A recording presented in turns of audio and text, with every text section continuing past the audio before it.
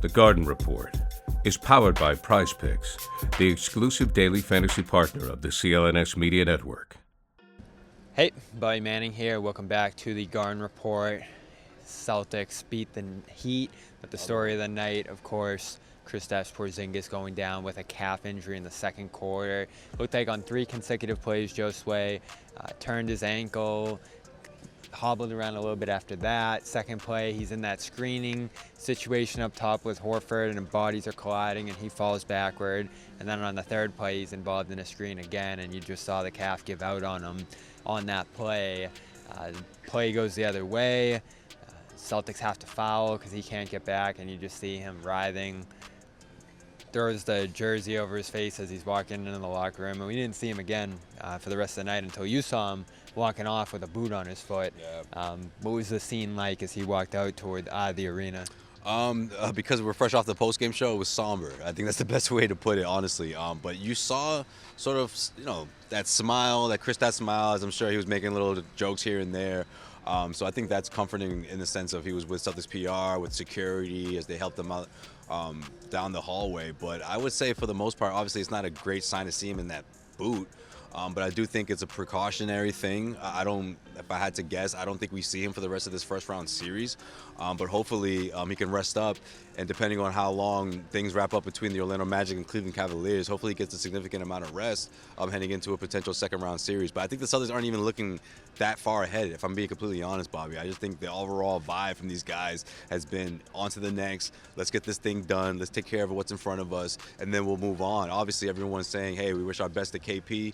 Derek White, after a career-high performance at 38 points, say, hey, shout out to KP. Obviously, they're in he's in their thoughts and prayers, but I don't see this team as hanging their heads, being like, oh no, Kristaps is out, So that's a good thing. I think that's a really good thing, and neither did I see that from Kristaps Porzingis, which I'm sure was maybe the case right when it happened. Maybe in halftime, at halftime, he had that look going, but he looked really positive. It's just obviously the sight of him in a walking boot. It's scaring Celtics fans right now.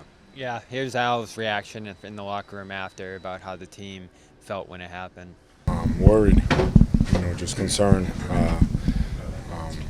Anytime that any of your guys feel back there, especially him, the way that he was walking, definitely concerning for me.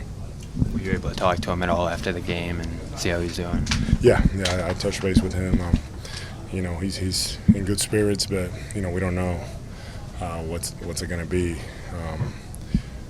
I'm just hoping that it's nothing serious and that he can get back to us quick. How did your mindset have to shift in that moment, though, as well? I think all of us, our mindset has to shift. Specifically, me and myself. I talked to Luke, I talked to Xavier, and just kind of letting them know that we have to, be ready, to step up and do a little more and do what's needed. KP was playing so well defensively, his presence and what he brings to us. So, like I said, I just hope that it's nothing too serious. So Al said, like you, Kristaps in good spirits, but they don't know right now. Joe Mazzulla didn't have an update, just called a calf tightness, I think, initially. He was doubtful to return, so they didn't rule him out initially. I guess that's a slight positive. But him in a boot, him dealing with an injury that you don't want to mess around with is concerning here. And like you said, you hope you do finish the series out. Give him that time, give the team that time to regroup. They did do an on-site, as Adrian Wojnarowski reported, Achilles test, and that did come back negative. So the optimism right now, and those tests are pretty good, pretty effective on site before the imaging. No Achilles tear for now.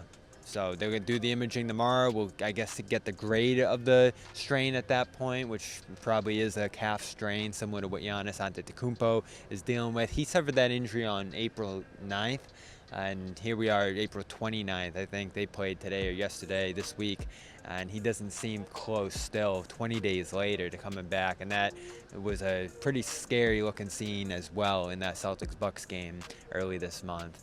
So they're going to spend some amount of time without him here. And maybe it's just one game of the series. Maybe it's through next series. But for however long it is, how will it impact this team? In the long run, I think it does. I think it forces guys to sort of step up, so to speak.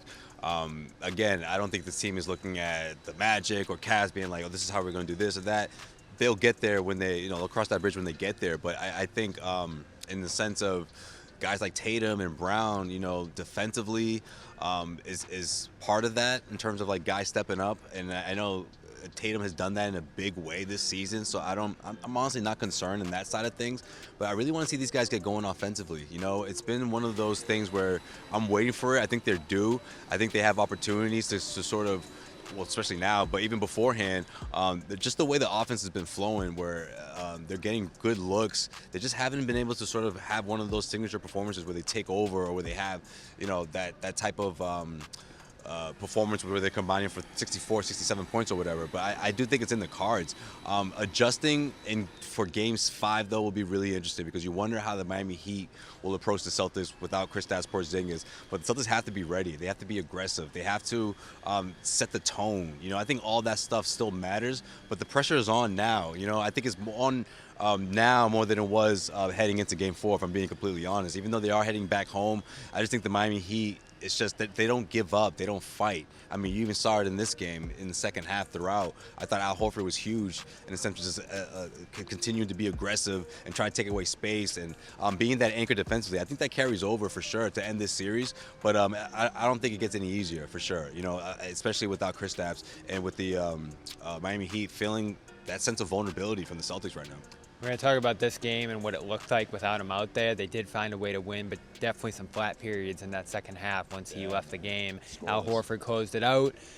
He looked great in the 33 minutes he played, and he'll be a big part of what they do for however long Porzingis is out. Derek White called him a luxury. Luke Cornett told me in an interview that Horford went to both Luke and Xavier and said, warm up, get ready, it's your time. And for those guys, we joked all year about the stay ready crew. This is what that situation's about. They're going to need someone to step up, whether it's Horford, whether it's some of those bench guys that we haven't seen much of in this series. We'll talk about where this series is going. Celtics are up 3-1. They win this game, going away and take both down here in Miami. We're going to talk about that in our next video.